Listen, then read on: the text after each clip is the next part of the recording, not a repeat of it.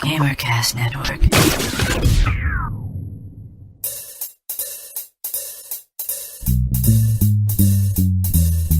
Hey! Alright. It's a video game show. It's a video game show. It's not a game show about videos. It's a video game show. Welcome to the Gamercast Network video game show for Friday, July 20th, 2007, or the day before Harry Potter comes out. Sweet. This is episode number 47. I'm Chad, and this week for the roll call, since Bob is finally here, we can actually use your question. If you had to pick a character from any video game you've ever played to be your roommate, who would it be? And joining me this evening is Bob. Oh, I wasn't prepared for that, and I forget. That's your question. Yeah, that was like weeks ago. Oh, I had a really good answer too. Now I don't remember what it was. I think I need a. It's because you know what I'm doing? I'm running through everything in my head. Yeah. And I'm like, this guy? No, that would suck because of this. This other guy? No, that would suck because of this other thing. That guy? Oh no. He kills everyone around him with his irradiated skin. Hell, I was like, Laura Croft? No, because she's horribly attractive and would just bring home guys and have sex with them on my couch. And would want nothing to do with me. So she'd be a bad roommate. And then she's always people always trying to kill her, so there'd be like bullets coming through the windows constantly. So that I'll do mine first. I got one. I will say any female cleric from any role-playing game. Well, because they're clerics, so they can buff me, they can, bless me. And when I get injured, I can say, hey, heal me. And she's also female, so there you go. Wait, what's that got to do with anything? I'm just saying. Okay, next up is Keith. I want God from Black and White. The hand that can do anything. Floating disembodied hand. That would just freak people out. Tom. I'm going to say Barney from the Half-Life games. Okay. Because, not the big purple dinosaur. Barney, the security guard. Well, because in the very first scene of Half-Life, what's the first thing he asks you? He's like, hey, do you want to go for a beer? He's just like the everyman. He's just an all-around okay guy in my book. He's an all-around okay guy. Microsoft's own Xbox Community Manager, Chris Paladino. I would pick the egg from Burger Time, because how freaky would that be? Just to mess with your guests, you would have this egg just sitting there? Yeah, like walk in and there's a giant egg and he's like, hey dude, what's up? What Yeah, about the blue gnome from Golden Axe? Because he would just come in the house at the end of the day and you would kick him and crap would fly out of his sack. What's up, gnome? Kick. Sweet, a Nintendo. Okay, Bob, do you finally have an answer for us? I don't have a good answer, but I'm going to give an answer. I think it'd be cool to have Griswold as your roommate from Diablo. Because, how cool would the decorations in your apartment look? And you'd have, some pissed-off Scottish guy. You'd never get solicited. Anytime somebody knocked at the door, just have his ass go answer. He's gigantic, he's burned from head to toe, and he's holding a sword. Hey, what? And in Gamercast Network community news, check out Podtacular, episode number 120, where they talk about the latest Halo 3 and Halo Wars details. Also, check out Uncle Gamer Radio, episode number 39, where they talk about E3 and Peter Moore leaving Microsoft. And finally, check out Gamertag Radio's continuing E3 coverage, with interviews featuring Major Nelson and the developers of Eternal Sonata. Next topic.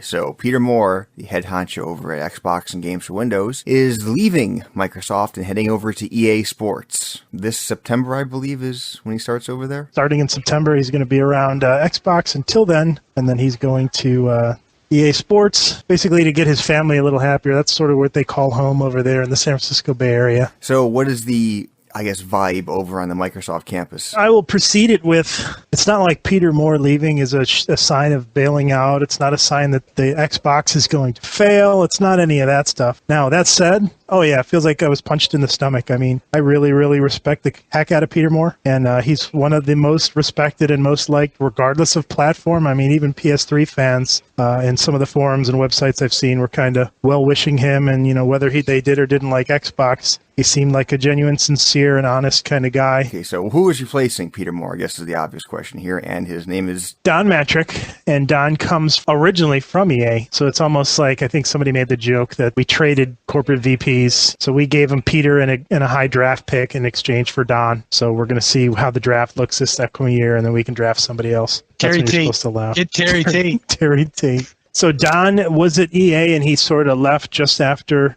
EA went public. So Don actually hasn't been at EA in a while. Everybody has a feeling about EA, and Don left sort of before that feeling existed when they had the all-hands meeting where all of us kind of got introduced to Don and sort of said goodbye to Peter, even though Peter's there for another month. Don was asked the question, so are you a gamer? He said, I am a gamer. I have 2 level 70 Warcraft characters, but then again, who doesn't? So that sort of set the tone for me of, all right, I think this guy is somebody I can get behind. So what is the GamerCast Network forum community feeling? I had seen the comments that, it's like a rat leaving a sinking ship.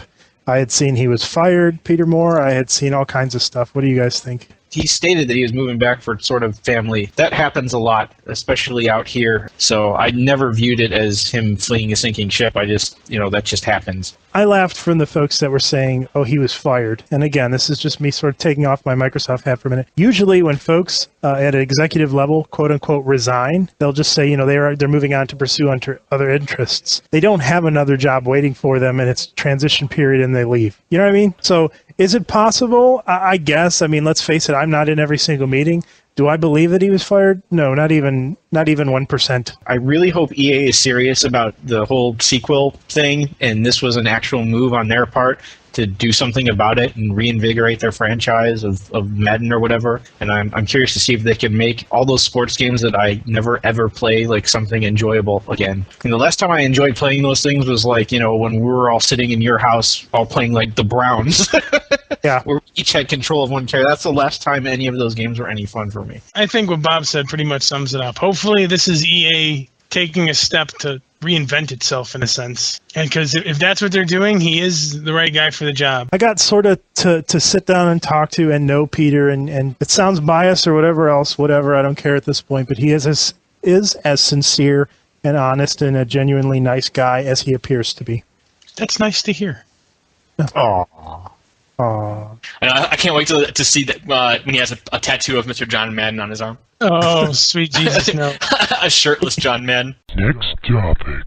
Chris, you were at E3. What is your impression of the new E3? Having never been to a previous E3, so sort of this was my one and only experience at an E3 thus far, other than what I've seen online. I liked it because the hangar had games and none of the games had a line. Journalists could actually get into and talk to people that they wanted to, not have to wade through the thousands and, I think there were 60,000 people there last year. And I think it was you guys that were sort of saying it on the last show that really nothing has changed because nobody was supposed to be at the last bunches of shows and the majority of gamers weren't. So really nothing has changed for the common man. Since you were there and you got a chance probably to actually play some of the games, not necessarily the Microsoft ones, but other things as well, what really impressed you? For me, and maybe it's blasphemy because I'm supposed to say Halo, game of the show hands down for me was Call of Duty 4. Oh my God, it looked amazing. They had the night vision effects. There was a lot of explosions. Some of the lit levels with the smoke and things looked phenomenally amazing. I thought it was CGI. I'm like, oh yeah, look, another cool thing. And then the dude's like, no, look, see, I'm looking. See how I'm looking left and I'm looking right and I'm jumping right now? And I said, oh gosh, wow, that's really freaking sweet. I saw some photos of you playing with the Gears of War for the PC. Yeah, oh, my jaw hit the floor. I think I did a blog post and it just said I fell in love with Gears again. It looked sick, dude. I mean, it looked absolutely ridiculous. The light, I thought it looked amazing on 360. You know what I really like to see on games like that? I want to see Gears DirectX 9 version and Gears DirectX 10 version playing next to each other and just seeing what the difference is. No, that's a really good point. I would love to see the same thing. Now, when you played Gears, it was played with a mouse and keyboard, correct? They had both. And the kind of nice thing was, no offense to Shadowrun, but Shadowrun you sort of had to pick. Are you using a mouse or are you using a controller? Gears of War PC, at least the build that I've seen, you could switch between the two at any time. So I had tried them both. And just getting into old habits, I used the controller for a little while. And then I said, you know what? I was primarily a PC gamer before. Let me jump in. And it took me a couple minutes to get used to it, but holy crap, being able to shoot people directly in the face with the shotgun when you turn around. Now, is this going to be a Games for Windows Live title? I believe it's going to be Games for Windows Live. Now, it's not going to be cross-platform play, though. A lot of people get those things confused. So it's going to be Games for Windows Live like Halo 2 is? Yes. There's a bit of confusion, we know, and we're trying to figure out, all right, well, how do we get this message across that Games for Windows Live enabled, cross-platform. There's all these little caveats with what PC titles are. and we're working on, let's figure out the right way so that people know exactly what they're trying to buy. So what you need to do is on any title that's Games for Windows Live with cross-platform play, you call that Games for Windows Live Extreme, and you slap a big X sticker on the box, and because people think it was Extreme. Xbox though, and then they would buy it and be confused. Oh yeah. There was Yeah, discussion, not believe it or part. not, internally about, we had all of the bringing in home stuff on Marketplace. We had the Games for Windows montage. There was discussion about, well, what happens if people think that these Games for Windows titles are available on the 360? So they're going to see Crysis and go, holy crap, that looks like a sweet 360 game. You have to build it for everyone. You can't just, accommodate the hardcore who know, oh, this is PC, it says it there in the corner, I'm ready to rock. You'll get support phone calls from little Timmy as he goes, when is Crysis coming out? How come I can't find it on Xbox? No, see, I'm in favor of that. I'm in favor of taunting the console players to show them everything they missed out on, because I hate them. Because I hate them. Next topic. Did you guys give game of the show last show? We didn't, but we could. Yeah, go ahead. Give me game of the show from the covers, the limited covers that you've seen. So this whole week, I've been almost doing nothing but listening to Gamertag Radio E3 coverage. And honestly, after listening to everything, one title that I would have had absolutely no interest whatsoever in, that I'm now actually want to play, is the Simpsons Xbox game. That actually sounded good. Because they said a lot of the Simpsons games have sucked, so we got the writers to write normal Simpsons episode, and a lot of the humor is around video gaming. EA sort of pokes quite a bit of fun at themselves at a couple levels of the game. And there's a scene where EA makes fun of the whole stereotype, we don't do anything but churn out bland, uninspired sequels. Keith or Bob, did you want to chime in with yours? The only game, honestly, I'm really looking forward to right now is the Warhammer game. I'll be completely honest, I haven't paid any attention to a lot of the games that are coming out because I still have no console. And Bob is just playing Titan Quest, so... I'm not playing Titan Quest, I'm playing NPC Quest. If I had to make a choice, I would probably have to toss it up, guessing either Assassin's Creed or Ratchet and Clank. You're a platformer fan? Yes, I'm a platformer fan. I'm sorry. I do the insane jumps. I live for bruising myself and yelling and throwing controllers and punching walls. Ratchet and Clank look good. I used to play a lot of Ratchet and Clank back in the day, and it was a genre that I just sort of got out of because for the reasons that as I get older, I don't want to punish myself by missing this jump over and over. See, I like to punish myself. I'm one of those kind of guys. There's whips and whip my back.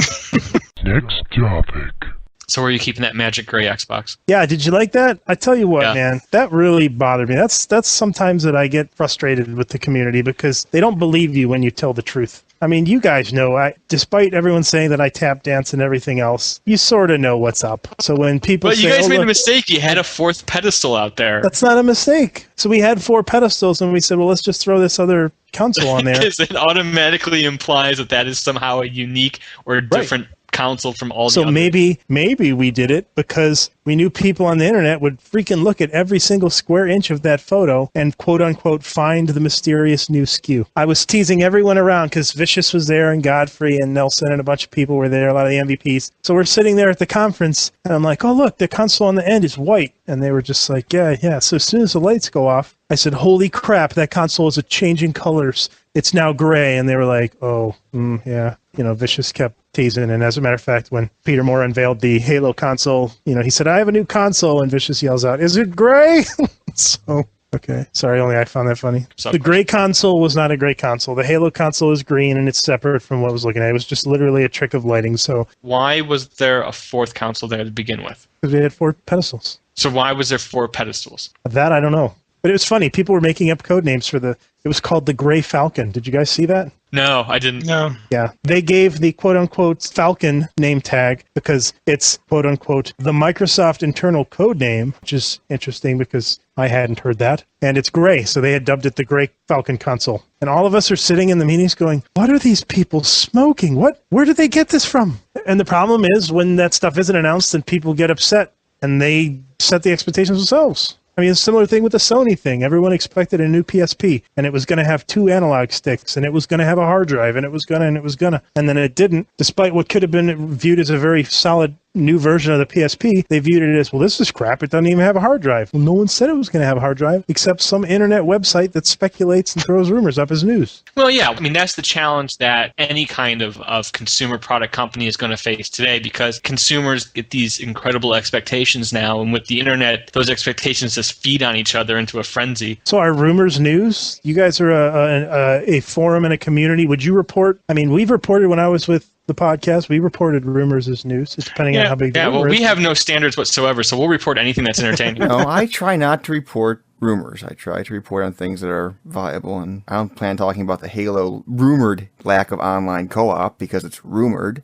No, nothing definite. But the other thing is, I wouldn't hold you guys to the same level of journalistic integrity. Because you're a podcast, you're a community site, you're just in it to have fun and entertain people and have a good time. There are websites, serious websites, that report things as news that are completely out in left field. And the problem is, every once in a while, the blind pig finds a piece of corn, and this rumor has actually come true, and now all of a sudden they're... I love your analogies. I'm sorry. You do come up with the best one. Mama's nipples, blind pigs with corn. Next topic.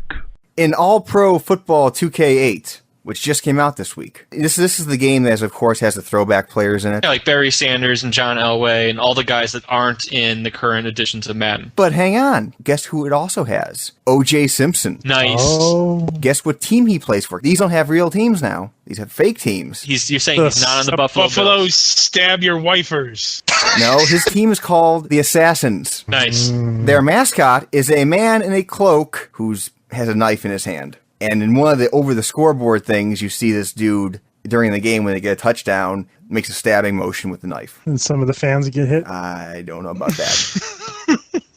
I don't know about this. I think that's a bit of a stretch. This is an aside. So, Keith, you're the big football player. If this game rocks, are you going to play it? If this game rocks, Yeah, 2K no, football it doesn't rocks. have a franchise mode. Yeah, we've been over this many times. No franchise mode, no sale for Keith. Okay, so let's say if it did have a franchise, but it didn't have an NFL license, then would you play? Yes, I just wanted to see how important the NFL license was. NFL license isn't very important. Keith, what's the best baseball game of all times? Baseball stars. Did that have a baseball license? No.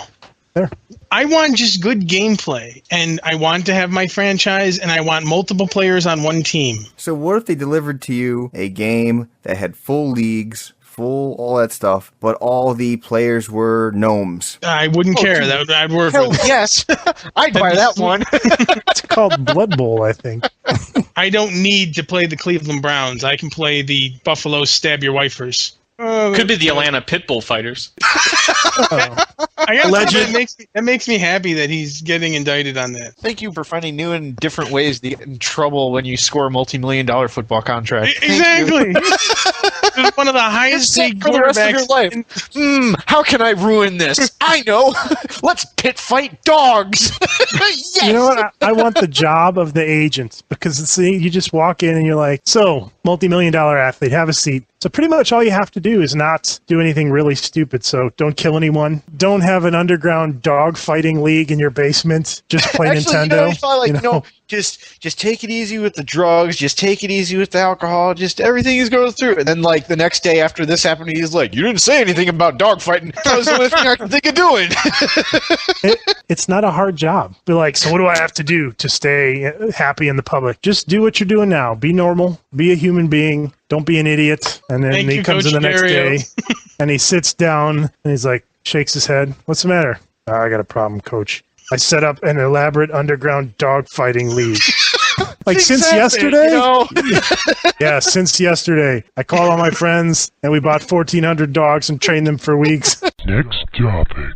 Parents who are neglecting their children because of MMOs. These were two parents out of Reno, Nevada. Somehow they got some inheritance money, and they bought computer equipment, they bought plasma TVs, all for playing an MMO. And the MMO was not World of Warcraft. It was Dungeons & Dragons Online. Oh my God. Nice. Because they had the When whole white thing to trash themselves. gets money. Well, here's the thing. While they were playing this game, they neglected their two children. They had a 22-month-old boy and an 11-month-old girl. Well, probably because they were trying to find a group, and there's not a lot of people in that game, so it actually takes, you have to be at your keyboard for the tell. They neglected the children so much that the girl ended up weighing like 10 pounds, and they had to shave her hair off because it was matted with cat urine. So wait, so what do you mean they didn't give her anything to drink? Oh. The cat's taking care of them. If you can't trust Mr. Whiskers, who can you trust? How do the cats live? I mean, the cats need to take care of too. You know, it's not like Cats can hunt. Cats aren't 22-month-old infants. cats can hunt in a house. I mean, what are you hunting? The toilet water? Dude, if it's that messy, there's plenty of things for them to eat. Yeah, there's gonna be things for them to eat. Yeah, but still, they're playing. To neglect your children to WoW is one thing. To neglect them to D&D Online. Standards here. Substandard MMO by any stretch of the imagination. Yes, D&D Online. It actually is a selling point. Think about it that way. Someone played it so much, they neglected their children. Tim and Ethel Burbank like it.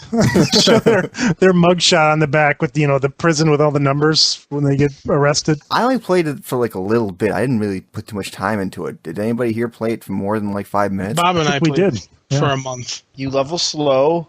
Very Nothing slow. much happens when you level. It's hard to level because everything's group based, and no one ever wants to group, and none of the dungeons can be completed solo. Yay! Just play D&D. Because, all right, so you have the king of role-playing game licenses. It doesn't Exactly. get bigger than Dungeons & Dragons, and you still screwed up the role-playing video game. Stunk it up. The game Yeah. designers on that should not be in this All industry anymore. the source material from D&D, you could have made expansions forever, and it was just poor. Ugh.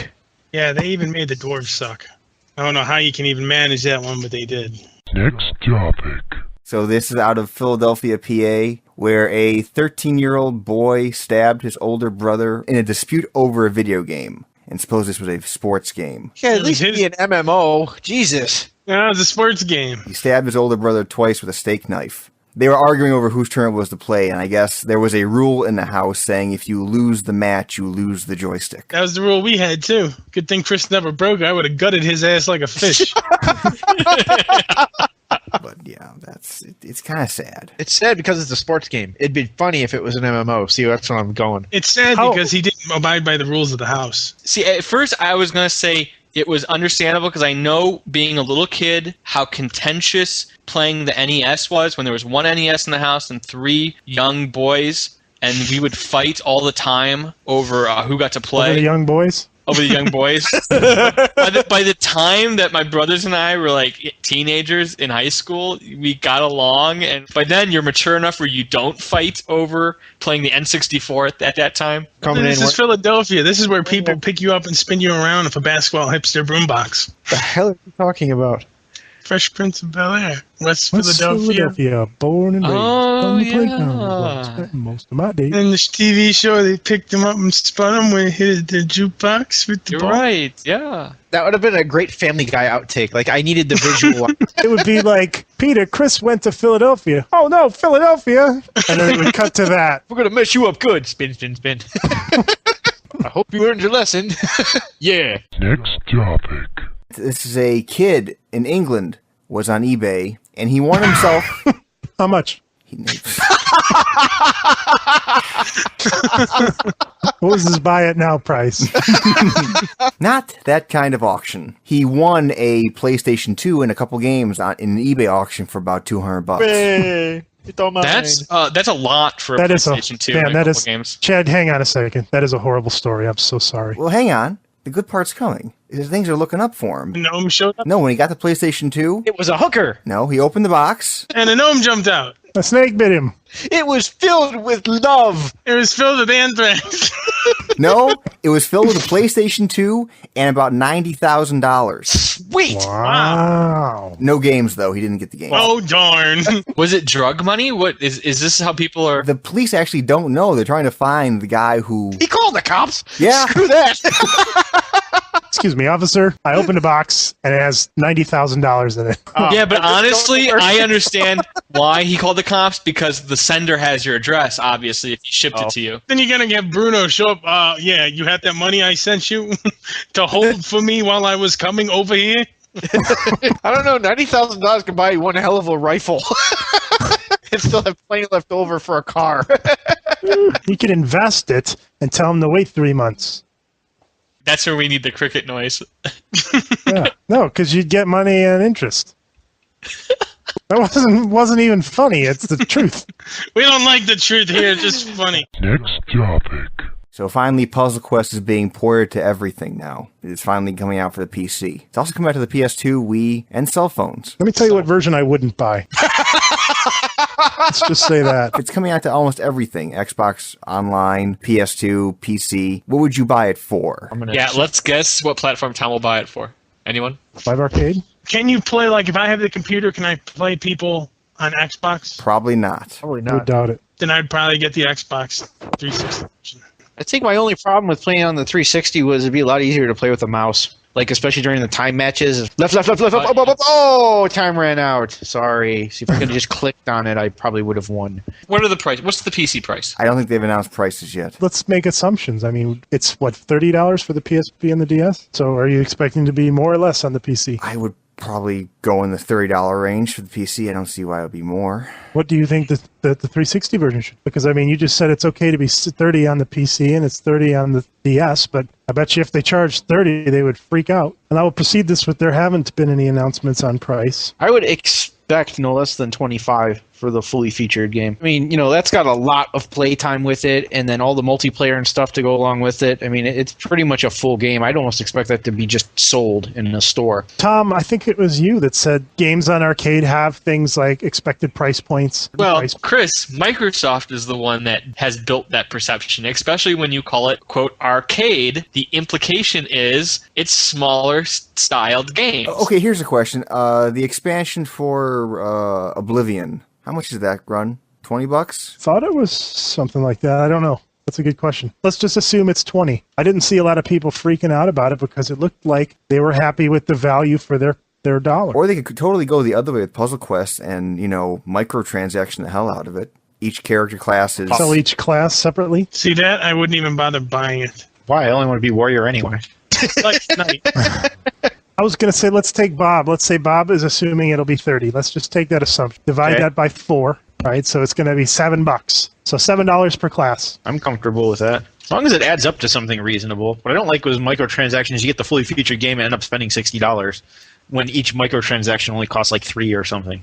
All right, let me send that note over here to my pals at Arcade, $7. Well, you didn't ask Thank me. I hate the idea that games can be bought in partitions. I want to pay one price for one bundle. I want it to be simple. I don't want to have to think about it saying, which partition of this game do I want? I don't want it to be suddenly like gaming now becomes like buying a version of Microsoft Windows. Or do I want home premium or home basic? Or maybe I should get enterprise. Or maybe I should just drop $600 and get ultimate. Let's not turn the gaming industry into that. Please, Chris? So you don't like different SKUs of consoles, and you don't like, for example, Warhawk to have a bundled with a blue headset and then a not bundled version? If it gets to that point, then just be a PC game.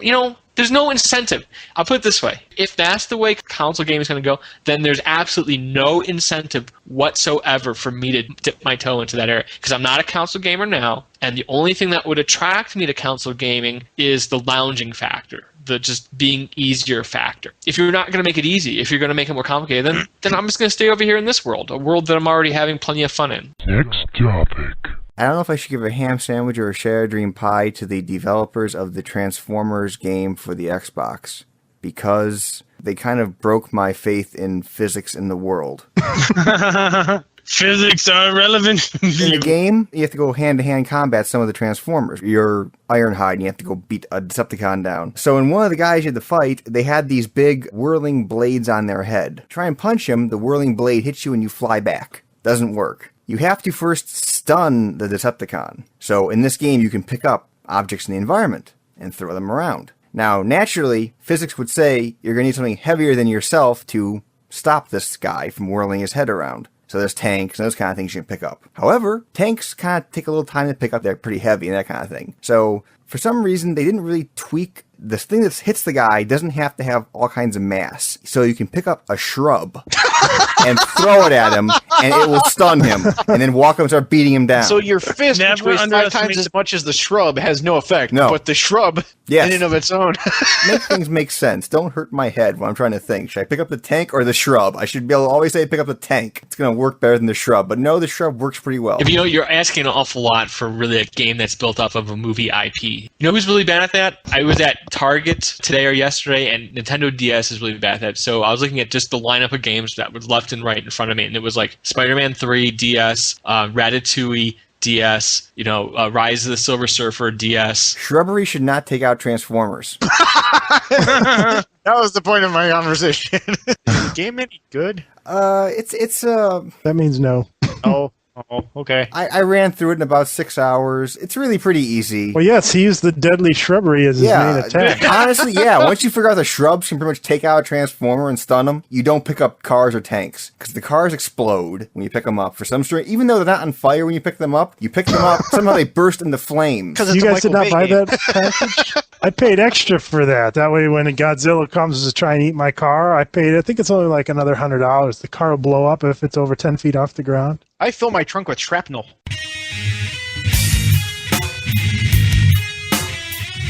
And there you go. Video Game Show episode number 47 for Friday, July 20th, 2007. Any ham sandwiches? Yeah, I want to give 2. One to the guy for NPC Quest, because that entertained me for a while. And then the other one to those 1,500 prisoners that did the Thriller dance. That was really, really funny. Can we give Shattered Dream Pies now? Okay, any more ham sandwiches? No. Okay, any Shattered Dream Pies? I'd like to give Shattered Dream Pie to Capcom and the Games Windows CERT team for giving Lost Planets Games Windows certification, because my notebook rates at a 4.8, and the minimum requirements for Lost Planet was 4, and the recommended was 5, and the game doesn't play. And as always, send your questions, comments, queries, or concerns to the mailbag at vgs@gamercastnetwork.com, Skype us at Video Game Show, or call us at 320-300-GAME. That is a standard long-distance call, and all normal fees apply. And I guess that's a wrap. Good night.